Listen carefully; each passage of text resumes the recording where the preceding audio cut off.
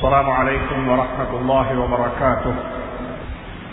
إن الحمد لله نحمده ونستعينه ونستغفره ونؤمن به ونتوكل عليه ونعوذ بالله من شرور أنفسنا ومن سيئات أعمالنا ونعوذ بالله من شرور أنفسنا ومن سيئات أعمالنا من يهده الله فلا مضل له ومن يضلله فلا هادي له.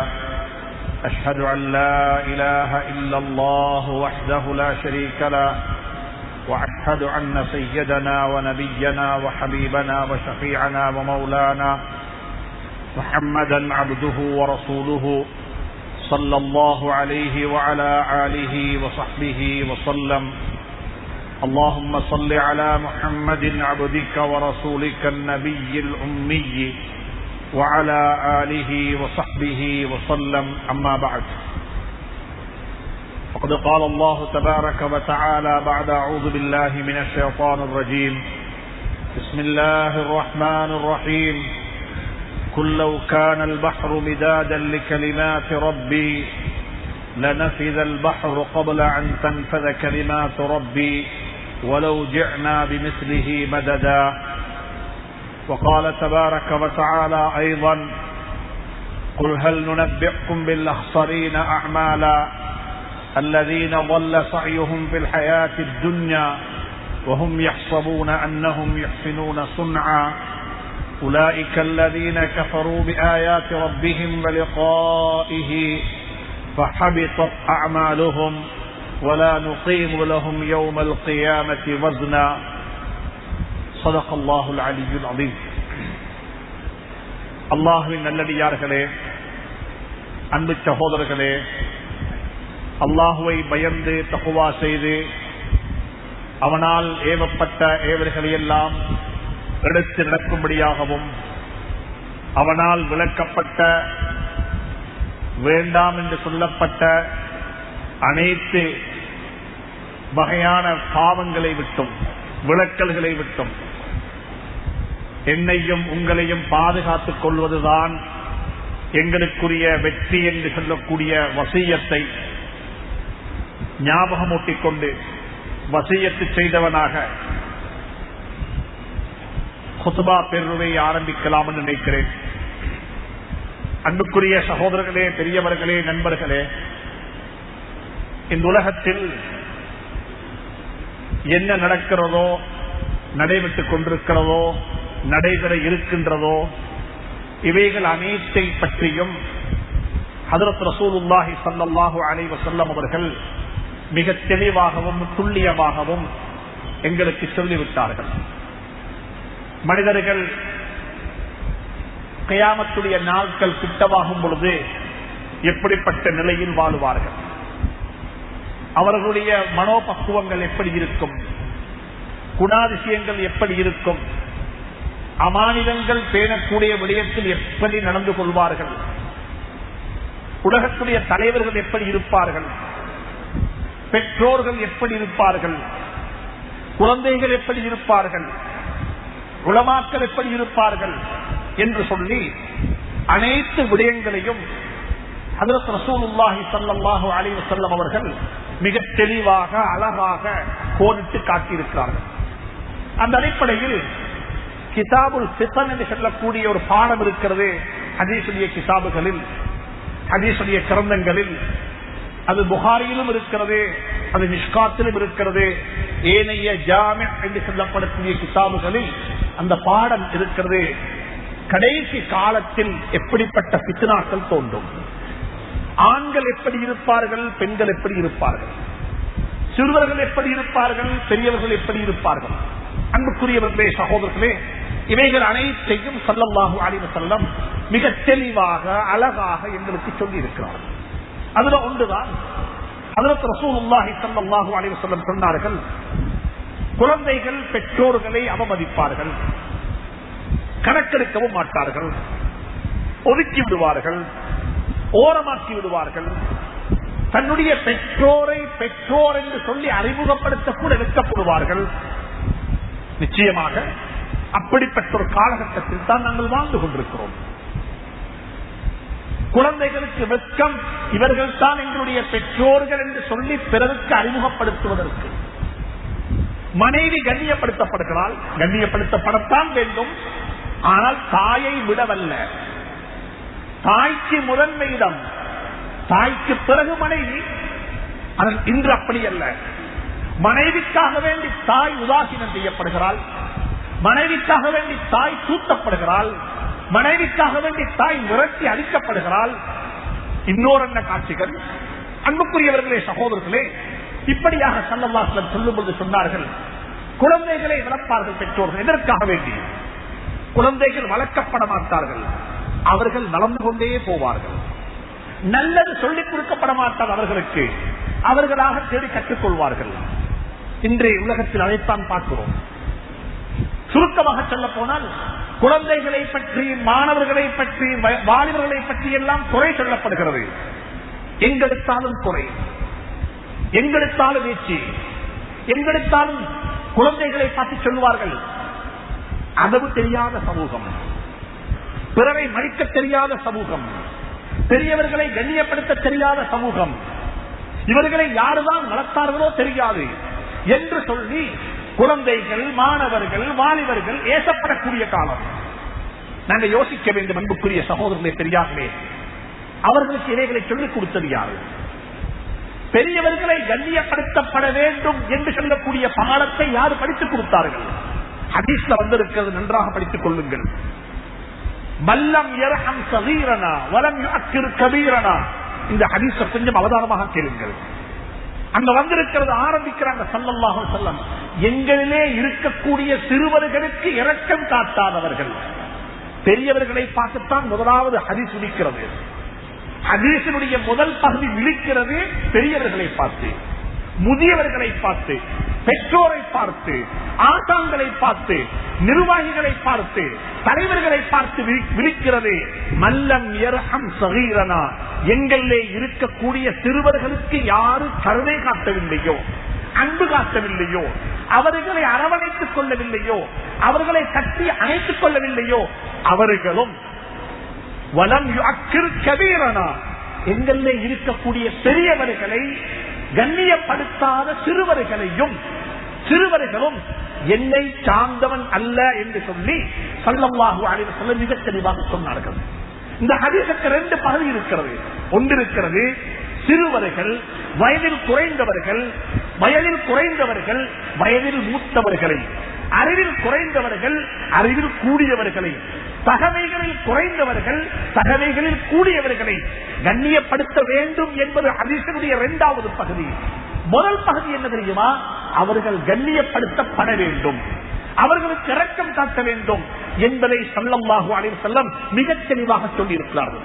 அந்த அடிப்படையில் நாங்கள் யோசிக்க வேண்டும், சிறுவர்கள் எப்படி, சிறுவர்களை நாங்கள் எப்படி அரவணைக்கிறோம், எப்படி அவர்களை நேசிக்கின்றோம், எப்படி அவர்களை கட்டிப்பிடிக்கின்றோம், எப்படி அவர்களுக்கு வழிகாட்டுகின்றோம். சுப்ஹானல்லாஹ், ஹதீஸ்ல வந்திருக்கிறது, சர்தார் ஆலம் தாஜுல் மதீனா முஹம்மது ரசூலுல்லாஹி ஸல்லல்லாஹு அலைஹி வஸல்லம் ஒரு சின்ன குழந்தை அப்துல்லாஹ் இப்னு அப்பாஸ் ரலியல்லாஹு தஆலா அன்ஹு, அப்துல்லாஹ் இப்னு அப்பாஸ் ரலியல்லாஹு தஆலா அன்ஹு ஒரு சின்ன குழந்தை, நபிப்பட்டம் கிடைத்து நபியாக வாழக்கூடிய நபி ஸல்லல்லாஹு அலைஹி வஸல்லம் அந்த குழந்தையை எப்படி மதித்தார்கள், அந்த குழந்தையை எப்படி நேசித்தார்கள், அந்த குழந்தைக்கு எப்படி சுப்ஹானல்லாஹ் அன்பு காட்டினார்கள். ஹதீஸ்ல வந்திருக்கிறது, ஸல்லல்லாஹு அலைஹி வஸல்லம் அந்த குழந்தையை ஒரு கழுதையின் மீது சவாரி செய்யும் பொழுது தனக்கு பின்னால் ஏற்றிக் கொண்டார்கள், தனக்கு பின்னால் அமர வைத்துக் கொண்டார்கள். தன்னுடைய நெருக்கத்தை அந்த சஹாபிக்கு, அந்த வாலிபனுக்கு வெளிப்படுத்தினார்கள். அந்த சஹாபியை அரவணைத்துக் கொண்டு, நெருக்கமாக உட்கார வைத்துக் கொண்டு அந்த சஹாபிக்கு சில புத்திமதிகள் சொன்னார்கள்.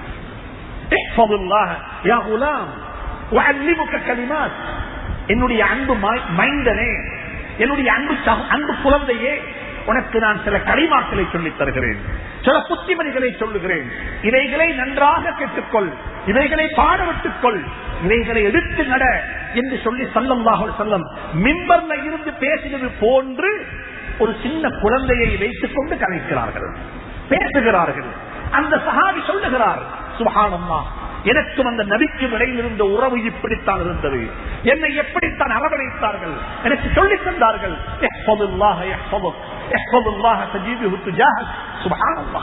அன்பு மகனே, அல்லாஹுடைய கட்டளைகளுக்கும் கட்டளைகளை முதன்மைப்படுத்து.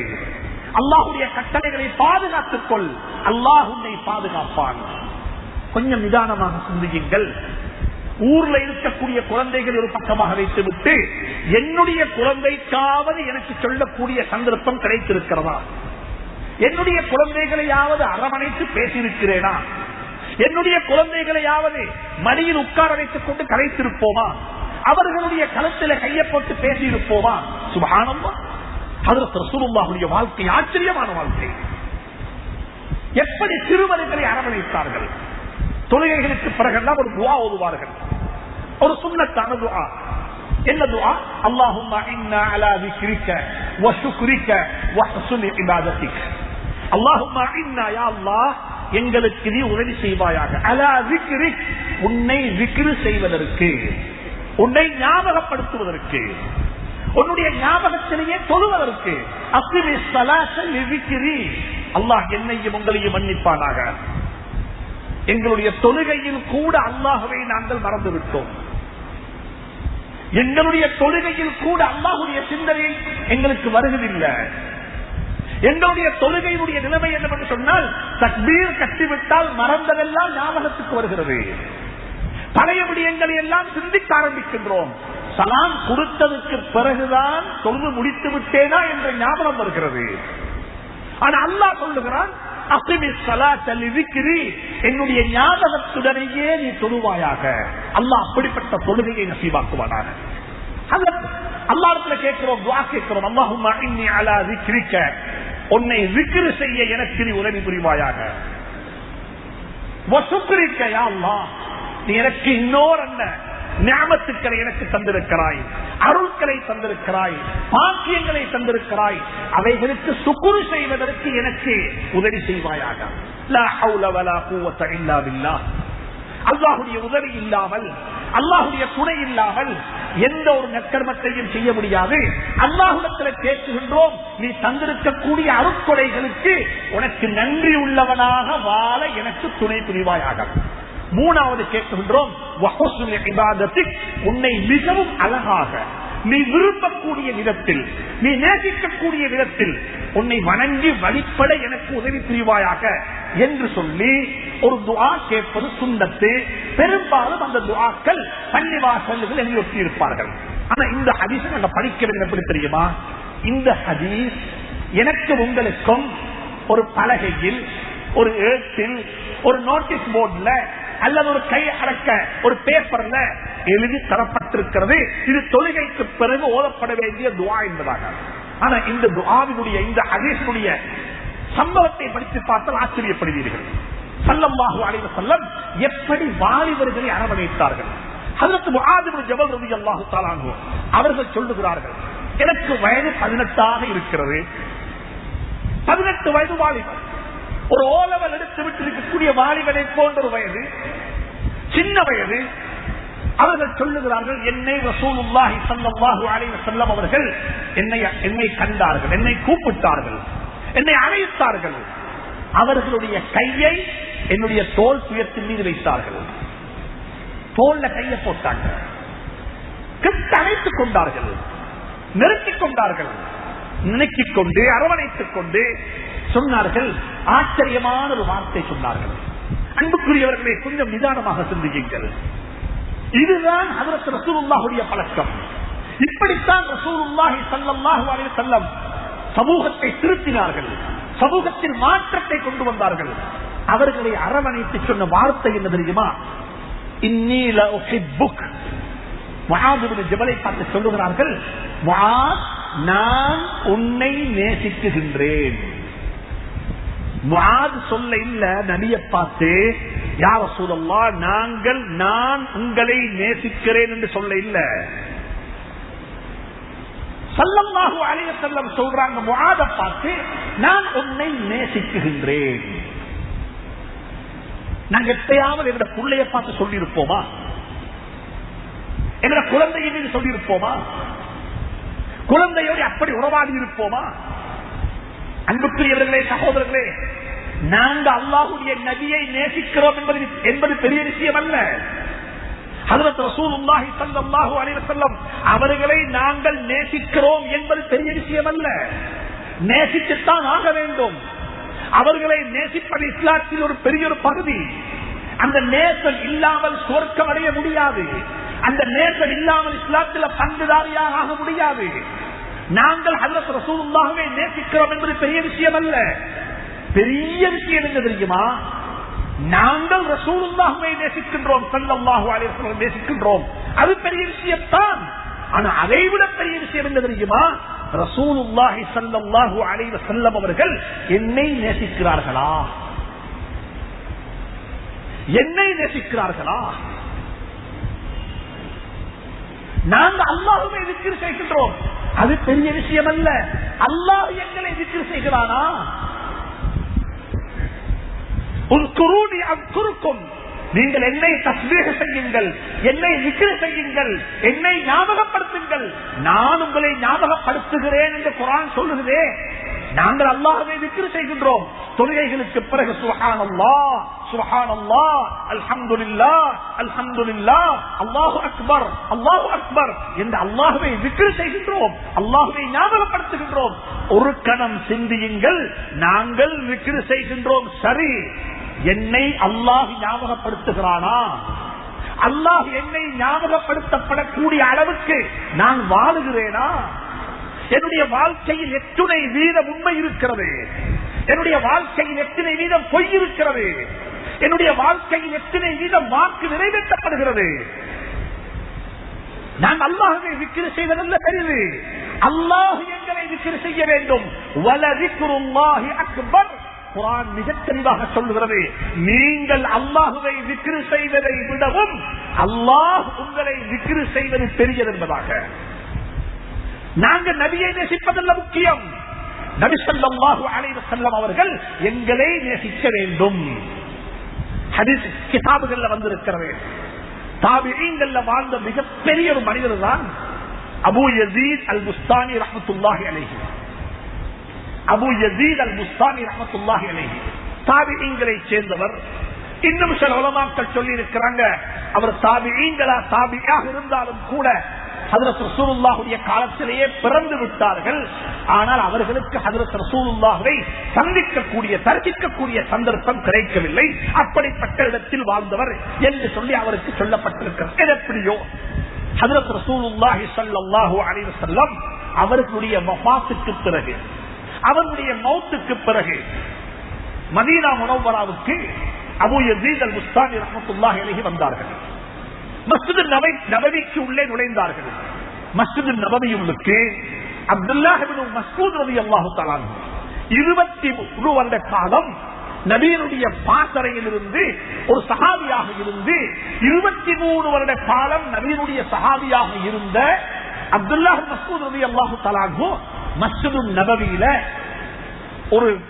ஒரு கூட்டத்துடன் பேசிக் கொண்டிருக்கிறார்கள், உரையாடிக் கொண்டிருக்கிறார்கள், ஏதோ நல்லவைகளை பேசிக் கொண்டிருக்கிறார்கள். அந்த சபைக்கு வருகிறாங்க அபூ யஸீத் அல் புஸ்தானி ரஹ்மத்துல்லாஹி அலைஹி. வந்த சந்தர்ப்பத்தில் ஹஜ்ரத் அப்துல்லாஹ் மஸ்ஊத் ரலியல்லாஹு தஆலா அன்ஹு அவர்களை கிட்ட கூப்பிட்டு அவருக்கு பக்கத்தில் இடம் கொடுத்து அவரை அமர வைத்து விட்டு அவரை கண்ணியப்படுத்தி விட்டு ஒரு வார்த்தை சொன்னார்கள். ஆச்சரியமான வார்த்தை, ஆச்சரியமான வார்த்தை. என்ன தெரியுமா சொன்னாங்க? லவ் ரஆக النبي لأحبك لو رآك النبي لأحبك. அபூ யஸீத், நீங்க நபியை காண இல்ல, நபி ஸல்லல்லாஹு அலைஹி வஸல்லம் அவர்களும் உங்களை காணவில்லை. ஆனால் அவர்கள் உங்களை கண்டிருந்தால் அவர்கள் உங்களை நேசித்திருப்பார்கள். 23 வருட காலம் சஹாபியாக வாழ்ந்த ஒரு மனிதர், ஒரு சஹாபி, ஒரு தாபிக்கு சொல்லக்கூடிய சான்றிதழ், ஒரு சஹாபிக்கு சொல்லக்கூடிய புஷ்ரா நன்மாராயம் என்று சொல்லுகிறார், நீங்கள் நபியை காணவில்லை, நபியும் உங்களை காணவில்லை ஸல்லல்லாஹு அலைஹி வஸல்லம். ஆனால் லவ் ரஆக, அவர்கள் உங்களை கண்டிருந்தால், நீங்கள் அவர்களை சந்தித்திருந்தால், லஅஹப்பக், நிச்சயமாக அவர்கள் உங்களை நேசித்திருப்பார்கள். நாங்கள் நபியை நேசிப்பதை விடவும் ஸல்லல்லாஹு அலைஹி வஸல்லம் அவர்கள் எங்களை நேசிப்பது முக்கியம். அதைத்தான் சொல்றாங்க முஆத் இப்னு ஜபல் ரலியல்லாஹு தஆலா அன்ஹு, நான் 18 வயது வாலிபனாக இருக்கிறேன், என்னுடைய கழுத்தில் கையை வைத்து என்னை அரவணைத்துக் கொண்டு சொன்னார்கள், இன்னி லஉஹிப்புக், நான் உன்னை நேசிக்கிறேன் மகன், நீ என்னுடைய ரொம்ப நேசத்துக்குரியவன் என்பதாக சொல்லிவிட்டு சொன்னார்கள், நான் உனக்கு சில வார்த்தைகளை சொல்லித் தருகிறேன், சில துஆக்களை சொல்லித் தருகிறேன். பரவான ஒவ்வொரு தொழுகைக்கு பிறகும் அதை ஓதுவதை மறந்து விடாதே. ஒரு துஆவை சொல்லிக் கொடுப்பதற்கு நபி ஸல்லல்லாஹு அலைஹி வஸல்லம் கையாண்ட முறைகளை பாருங்கள். எனவே அன்புக்குரியவர்களே, சகோதரர்களே, மிகவும் அன்பாக சொல்லுகின்றேன், வாலிபர்கள், சிறுவர்கள், குழந்தைகள் அரவணைக்கப்பட வேண்டியவர்கள், அரவணைக்கப்பட வேண்டியவர்கள், குறை சொல்லப்பட வேண்டியவர்கள் அல்ல. பாவம் பாவம் இந்த வாலிபர்கள், அவர்களுக்கு வாழ்க்கை சொல்லிக் கொடுக்கப்படவில்லை, அவர்களுக்கு வாழ்க்கை வாழ்ந்து காட்டப்படவில்லை, அவர்களுக்கு நல்லது சொல்லிக் கொடுக்கப்படவில்லை. ஏனென்று சொன்னால், எனக்கு ஆசான்களாக இருந்தவர்கள், எனக்கு அதிபர்களாக இருந்தவர்கள், என்னுடைய உஸ்தாதுமாராக இருந்தவர்கள், எனக்கு முன்மாதிரியானவர்கள், அவர்களை என்னுடைய வாழ்க்கையினுடைய ரோல் மாடலாக, உதாரண புருஷர்களாக, முன்னுதாரண உள்ள மக்களாக எனக்கு அவர்களை பார்த்து வாழ முடியும் என்று சொல்லக்கூடிய அளவுக்கு முன்னுதாரணம் உள்ள மக்களாக வாழ்ந்தார்கள். ஆனால் அன்பான ஆசிரியர்களே, அன்பான அதிபர்களே, கண்ணியமான சண்டையான உலமாக்களே, பெற்றோர்களே, ஒரு விடயத்தை கவனத்திலிருந்தோ, அவர்களுக்கு ஆசான்களாக இருப்பவர்கள் நாங்கள், அவர்களுக்கு அதிபர்களாக இருப்பவர்கள் நாங்கள், அவர்களுக்கு பெற்றோர்களாக இருப்பவர்கள் நாங்கள். எங்களுடைய குறையைத்தான் அவர்களுடைய வாழ்க்கையில் நாங்கள் காணுகின்றோம்,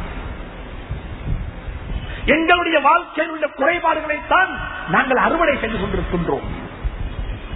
குழந்தைகளுக்கு வாழ்ந்து காட்டுங்கள், குழந்தைகளுக்கு வாழ்ந்து காட்டுங்கள், வாலிபர்களுக்கு வாழ்ந்து காட்டுங்கள்.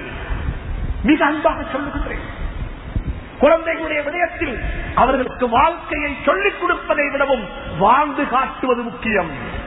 குர்ஆன் சொல்லுகிறது, ஹஜ்ரத் ரசூலுல்லாஹுடைய வாழ்க்கையை படித்து பாருங்கள் என்று சொல்லவில்லை.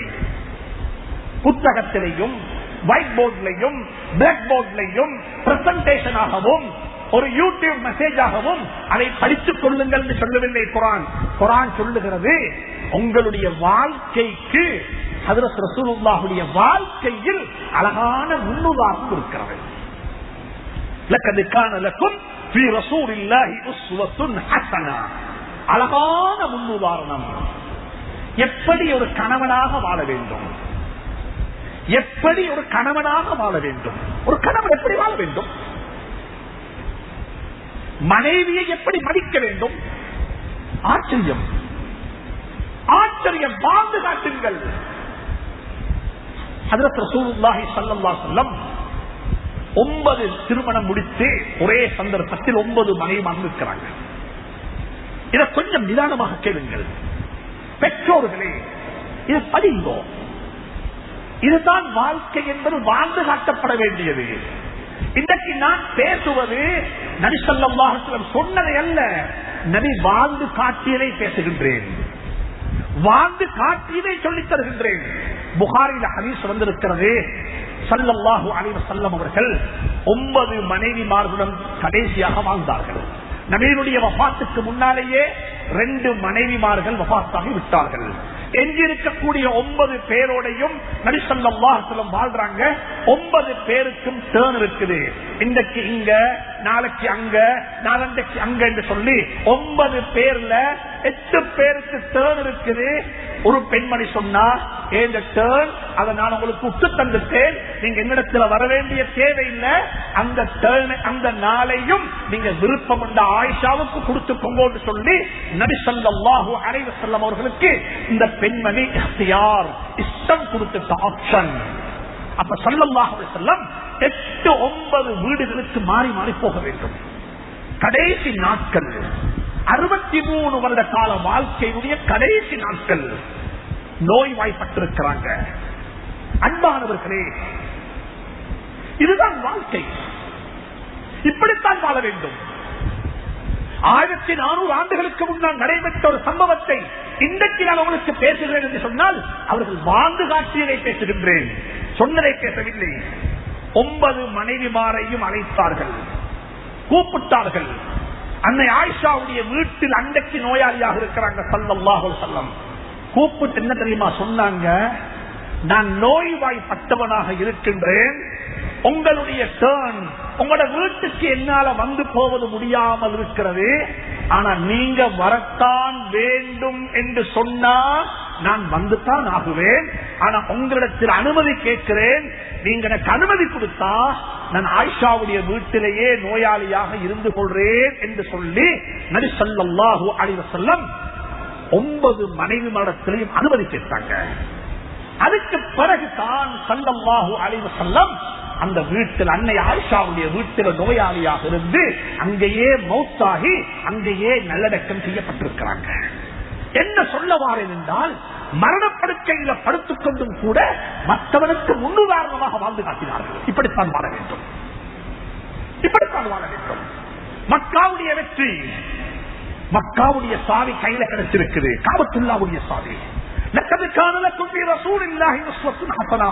அன்புக்குரியவர்களே, சகோதரர்களே, ஏந்த குழந்தைகளுக்கு நான் 5 குழந்தைகளுக்கு தகப்பனாக இருந்து சொல்லுகின்றேன், என்னுடைய குழந்தைகளுக்கு ஏந்த வாழ்க்கை முன்னுதாரணமாக இல்லை என்றால் இந்த பூமிக்கு மேல வாழ நான் தகுதியற்றவன்.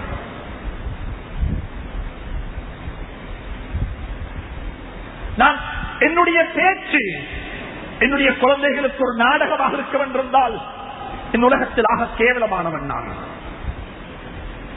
மிக அன்பாக சொல்லுகின்றேன், வாழ்ந்து காட்டுங்கள். வாழ்க்கை என்பது வார்த்தைகள் அல்ல, வாழ்க்கை என்பது வாழ்ந்து காட்டப்பட வேண்டிய ஒன்று. இப்படித்தான் வாழ வேண்டும். ஹஜ்ரத் ரசூலுல்லாஹி ஸல்லல்லாஹு அலைஹி வஸல்லம் காபத்துல்லாவுடைய சாவியை கையில் எடுக்கிறாங்க.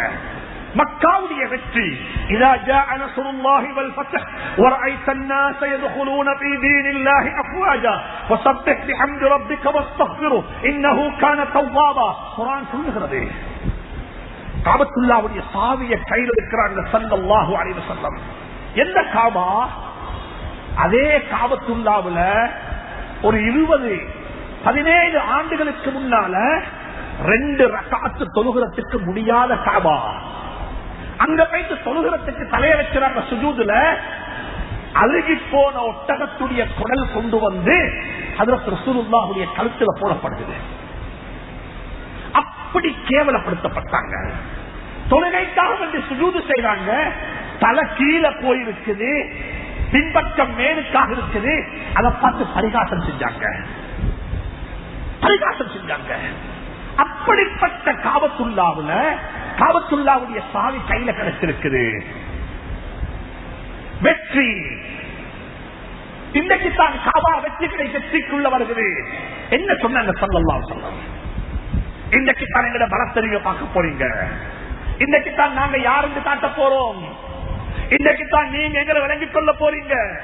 உங்களுக்கு எல்லாம் சிறைச்சாலைகள் காத்திருக்கிறது. உங்களை எல்லாம் நீதிமன்றத்தில் கொண்டு போய் நிறுத்த போகின்றோம். உங்களுக்கு எல்லாம் இது நடக்கும். ஒன்றும் சொல்ல இல்லை. என்ன தெரியுமா சொன்னா, இன்றைக்கு நாள் எனக்கு உதாரணம் யாரு தெரியுமா? இன்றைக்கு நாள் எனக்கு உதாரணம் யாரு தெரியுமா? என்னுடைய சகோதரர் நபி யூசுப் அலைஹிஸ்ஸலாத்து வஸ்ஸலாம் அனைவரையும் மன்னித்து விட்டார்கள். அனைவரையும் மன்னித்து விட்டார்கள். வாழ்க்கையில் அன்புக்குரியவர்களே, சகோதரர்களே, இந்த சின்ன சின்ன குழந்தைகளுக்கு, இந்த வாலிபர்களுக்கு, இந்த யுவதிகளுக்கு வாழ்ந்து காட்டுங்கள். இப்படித்தான் வாழ வேண்டும், இப்படித்தான் வாழ வேண்டும். என்னுடைய அதிபர் எனக்கு ஒரு உதாரண புருஷர், என்னுடைய உஸ்தாத் எனக்கு ஒரு உதாரண புருஷர், என்னுடைய பள்ளிவாசலுடைய இமாம் எனக்கு ஒரு உதாரண புருஷர், என்னுடைய ஊர் தலைவர் எனக்கு ஒரு உதாரண புருஷர். அவர் எப்படிப்பட்டவர் தெரியுமா? அவர் நிக்காஹ் செய்யும் பொழுது சீதனம் வாங்கி இல்ல, நிக்காஹ் செய்யும் பொழுது மகர் கொடுத்து நிக்காஹ் செய்தவர், மகர் கொடுத்து நிக்காஹ் செய்தவர்.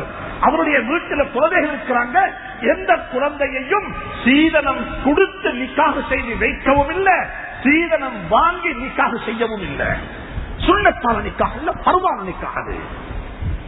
வாழ்ந்து காட்டுங்கள். இப்படித்தான் வாழ வேண்டும். இந்த கிழக்கிழங்கையில் வாழக்கூடிய மக்களுக்கு சொல்லுகின்றேன், வாழ்க்கை என்பதை வாழ்ந்து காட்டுங்கள். இப்படித்தான் வாழ வேண்டும், நிக்காஹ் இப்படித்தான் செய்ய வேண்டும், தொழுகை இப்படித்தான் சொல்ல வேண்டும், ஹஜ் இப்படித்தான் செய்ய வேண்டும். அனைத்துக்குமே வாழ்க்கை முறையாக ஸல்லல்லாஹு அலைஹி வஸல்லம் வாழ்ந்து காட்டி இருக்கிறார்கள். அந்த முறைக்கு நாங்கள் வர வேண்டும். அதை கொண்டு மட்டும்தான் எங்களுக்கு வெற்றி கிடைக்கும். அன்புக்குரியவர்களே, சகோதரர்களே, எனவே அன்பாக சொல்லுகின்றேன், வாழ்க்கை என்பது வாழ்ந்து காட்டப்பட வேண்டிய ஒன்று. கியாமத்துடைய நாள் கிட்டவாகும் பொழுது சொன்னாங்க ஸல்லல்லாஹு அலைஹி வஸல்லம், அல்லாஹ் என்னையும் உங்களையும் மன்னிப்பானாக. லா யப்கா மினல் இஸ்லாமி இல்லா இஸ்முஹு. கியாமத்துடைய நாள் கிட்டவாகும் பொழுது இஸ்லாத்தில் எஞ்சி இருப்பது இஸ்லாம் என்ற பேரு மட்டும்தான் எஞ்சி இருக்கும். முகமது யூசுப் என்ற பேர் இருக்கிறது. அந்த பேருக்கும் அந்த வாழ்க்கைக்கும் இடையில் ரொம்ப வித்தியாசம் இருக்கிறது. அப்துல் ஜப்பார் என்ற பேர் இருக்கிறது. பேருக்கும் இஸ்லாத்துக்கும் இடையில் ரொம்ப தூரமாகிவிட்டது. முஸ்லிம் என்ற பட்டம் இருக்கிறது. பட்டத்துக்கும் வாழ்க்கைக்கும் வெகு தூரமாக இருக்கிறது. ஒருவர் குர்ஆனை படித்துவிட்டு ஒரு முஸ்லிமுடைய வாழ்க்கையை பார்த்தா சொல்லுவார்கள், எந்த வாழ்க்கையை குர்ஆன் சொல்லுகிறதோ அந்த வாழ்க்கை இந்த முஸ்லிமுடைய வாழ்க்கையில் இல்லை என்பதாக சொல்லுவார்கள். சொன்னாங்க ஸல்லல்லாஹு அலைஹி வஸல்லம், கியாமத்து கிட்டவாகும் பொழுது அப்படித்தான் இருக்கும். அதுதான் நடக்கும், அதுதான் நடந்து கொண்டிருக்கிறது.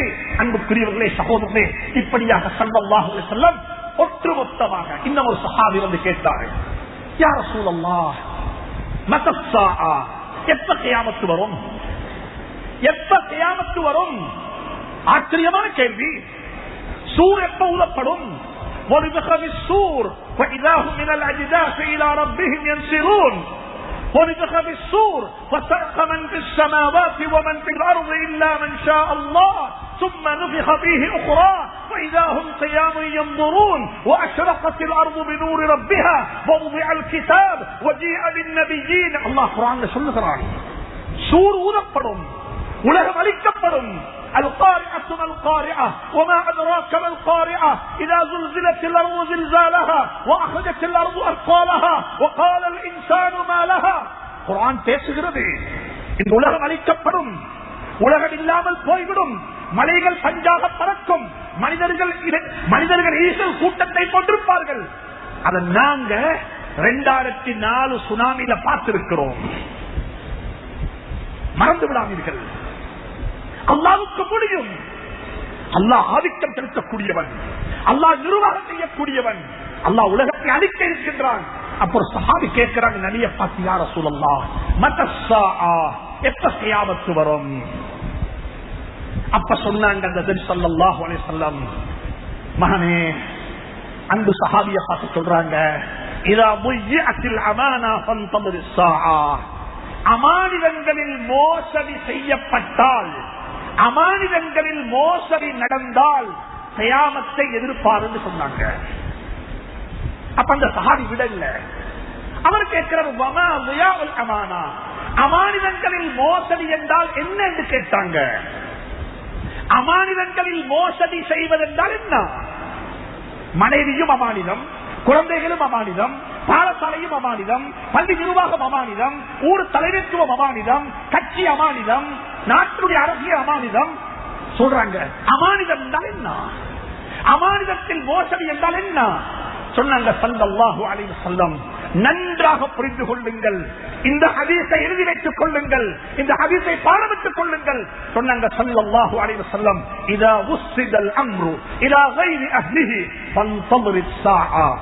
அந்த சஹாபியை பார்த்து சொல்ல இல்ல, 21வது நூற்றாண்டில் வாழக்கூடிய எங்களை பார்த்து சொன்னார்கள், தகுதி இல்லாதவர்கள், பொறுப்புணர்ச்சி இல்லாதவர்கள், அந்த வேலைக்கு தகுதியற்றவர்கள் எப்போ ஒரு வேலைக்கு அமர்த்தப்படுவார்களோ அந்த கியாமத்து வரும் என்பதை மறந்து விடாதீர்கள். பாடசாலைக்கு அதிபராக ஆகுவதற்கு தகுதி இல்லாத ஒருவர் அரசியல் பலம் வைத்து பலத்தை வைத்து அதிபராக மாறினால் அது கியாமத்துக்கு அடையாளம். வகுப்பறைக்குள்ளே போய் கல்வி கற்பிப்பதற்கு தகுதி இல்லாத ஒருவர், எந்த விதமான அனுபவம் இல்லாத ஒருவர் அரசியல் பலத்தையும் அவருக்கு இருக்கிற செல்வாக்கையும் அவருக்கு பணப்பலத்தையும் பயன்படுத்தி வகுப்பறைக்குள்ளே நுழைந்தால் அவர் செய்வது அமானிதத்தில் மோசடி. அவர் செய்வது அமானிதத்தில் மோசடி. பள்ளிக்கு வரக்கூடிய இமாம், இந்த மிம்பர்ல ஏறக்கூடிய இமாம், அவருக்கு தகுதி இல்லை, என்னால் இதை நடத்தாட்ட முடியாது, அவர் ஏறுவார் என்றிருந்தால் செய்வது அமானிதத்தில் மோசடி. பள்ளி நிர்வாகம், ஊர் தலைமைத்துவம், அன்பாக சொல்லுகின்றேன், அரசியல் உட்பட இந்த முஸ்லீம் சமூகத்துக்கு அரசியல் தேவை. இந்த முஸ்லீம் சமூகத்துக்கு அரசியல் தலைமைத்துவம் தேவை. இந்த முஸ்லீம் சமூகத்துக்கு அனைத்தும் தேவை, வேண்டாம் என்று சொல்லவில்லை. ஆனால் அல்லாஹ்விடத்தில் காருமானம் தேடுகின்றோம். இந்த கட்சி அரசியலை விட்டும், இந்த கட்சி அரசியலை விட்டும் இது இந்த சமூகத்துக்கு எந்த நலவையும் கொண்டு சேர்க்க மாட்டார்கள். இதில் எந்த நலவும் கிடையாது. இவர்கள் அப்பாவித்தனமான இந்த 12 முஸ்லீம்களுடைய வாக்குகளை வைத்து அவர்கள் வாழப்போகிறார்கள். அதுதான் நடந்து கொண்டிருக்கிறது. கிழக்கிழங்கையில் வாழக்கூடிய அன்பு சகோதரர்களே, அன்பு முஸ்லீம்களே, அன்பான பெரியவர்களே, முஸ்லீம் சமூகத்தின் எதிர்காலம் இந்த நாட்டினுடைய அரசியல் தலைவர்கள் கையில் இருக்கிறது. நீங்கள் என்ன செய்ய போகிறீர்கள்? அல்லாஹ்விடத்தில் பதில் சொல்லியாக வேண்டும். அல்லாஹ்விடத்தில் பதில் சொல்லியாக வேண்டும். அமானிதத்தில் மோசடி நடைபெற்றால் கியாமத்தை எதிர்ப்பாரு என்று சொன்னது அது வெறுமனே கல்விக்குள்ள அமானிதம் அல்ல, பொறுப்புக்குரிய அமானிதம். பொறுப்புக்குரிய அமானிதம் எதுவாக இருந்தாலும் சரி, நல்லவைகள் முடிவு செய்யப்பட வேண்டும், நல்லவைகள் கொண்டு வரப்பட வேண்டும். தகுதியானவர்கள் தகுதி பொறுப்புக்கு வர வேண்டும். கற்பிக்க தகுதியானவர்கள் கற்பிக்க வேண்டும். மக்தபுகளாக இருக்கலாம், பள்ளிக்கூடங்களாக இருக்கலாம், பல்கலைக்கழகமாக இருக்கலாம், பாடசாலைகளாக இருக்கலாம், அரசியல் பொறுப்புகளாக இருக்கலாம், பள்ளிவாசல் இமாமத்தாக இருக்கலாம்.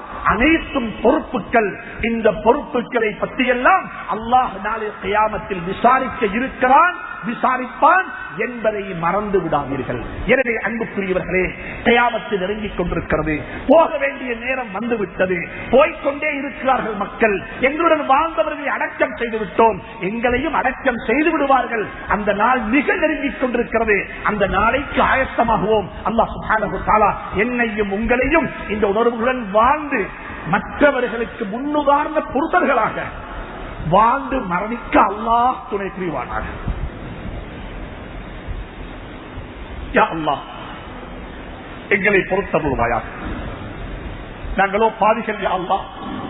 எங்களோட பாவங்களுக்கு சாட்சியங்கள் எதுவுமே தேவையில்லை யா அல்லாஹ். குற்றத்தை உணர்கின்றோம், எங்களுடைய தவறுகளுக்கு தௌபா செய்கின்றோம். எங்களை மன்னித்தருள்வாயாக. எங்களை முஹ்லிஸீன்களாக்கி வைப்பாயாக. எங்களை முத்தகீன்களாக்கி வைப்பாயாக. எங்களுக்கு நலவை நாடுவாயாக. எங்களை சோதித்து விடாதே அல்லாஹ், எங்களை சோதித்து விடாதே அல்லாஹ். நாங்கள் உன்னை ரப்பாக ஏற்றுக்கொண்ட சமூகம் யா அல்லாஹ். எங்களை கேவலப்படுத்தி விடாதே அல்லாஹ், எங்களை கேவலப்படுத்தி விடாதே அல்லாஹ். உன்னை ரப்பாக ஏற்றுக்கொண்டிருக்கிறோம் யா அல்லாஹ். உன்னுடைய தீன் எங்களுக்கு தீன் யா அல்லாஹ். அந்த தீனுக்காக வேண்டி வாழ்ந்து மரணித்த கூட்டத்தில் எங்களை சேர்த்து வைப்பாயாக. யா அல்லாஹ், நம் அனைவரையும் பொருந்திக் கொள்வாயாக. எங்களுடைய பெற்றோர்களை புரிந்து கொள்வாயாக. உங்களுடைய குழந்தைகளை கபூல் செய்வாயாக. அவர்களை கொண்டு கண்குளிர்ச்சி நசீபாக்குவாயாக. இந்த நாட்டை பாதுகாப்பாயாக.